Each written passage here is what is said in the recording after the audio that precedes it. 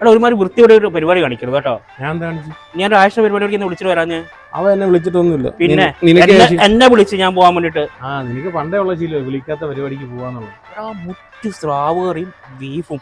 വിളിക്കാത്ത കല്യാണത്തിനും പരിപാടിക്കും പോയി കഴിഞ്ഞാൽ വയറ്റിനെ പിടിക്കത്തില്ലടാ. പിന്നെ ഇത്ര നാള് പിന്നെ പിടിച്ച് നീ ഒറ്റ ഒരുത്തിനെ എന്നെ ട്രാപ്പ് ചെയ്ത് ആ ഒറ്റ കാര്യത്തിൽ. കഴിഞ്ഞ കൊല്ലം ആ സുകുമാരൻ ചേട്ടൻ്റെ മോളുടെ കല്യാണത്തിൽ എന്ന് പറഞ്ഞാൽ എന്നെ വിളിച്ച് എൻ്റെ വീട്ടുകാരെ വിളിച്ചെന്ന് പറഞ്ഞാൽ എന്നെ കയറ്റി ഇരുത്തിയിട്ട് അവസാനം വിളിച്ചതുമില്ല, നിങ്ങൾ തമ്മിൽ വഴക്കും.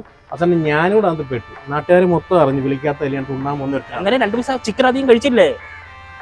കഴിച്ചില്ല. ഞാൻ അവിടെ കക്കിട്ടാ. ആ മുറ്റു സ്രാവ് എന്ന് പറഞ്ഞാൽ 2 പൈസ അധികം കഴിക്കായിരുന്നു. ഹലോ, വൈകിട്ട് പോയി കഴിക്കാം. ഇപ്പോഴോ? ശരി. പ്രശ്നമുണ്ട്. എന്ത്? നമ്മുടെ നാട്ടിലൊരു കാർണിവൽ വന്നില്ലേ? നമ്മളെ കഴിഞ്ഞ ദിവസം പോയ ആ കാർണിവലത്തിൽ മത്സ്യകന്യ ഇല്ലായിരുന്നു. ആ മത്സ്യകന്യയെ കാണുന്നില്ല. അതിനെന്താ? ഞാൻ പറയാം, രാകേഷിന്റെ വീട്ടിൽ നിന്ന് മത്സ്യകന്യയുടെ പപ്പയും കൂടെ കിട്ടിയിരുന്നു. നീയൊക്കെ കഴിച്ചാൽ മിക്കാറും അതായിരിക്കും.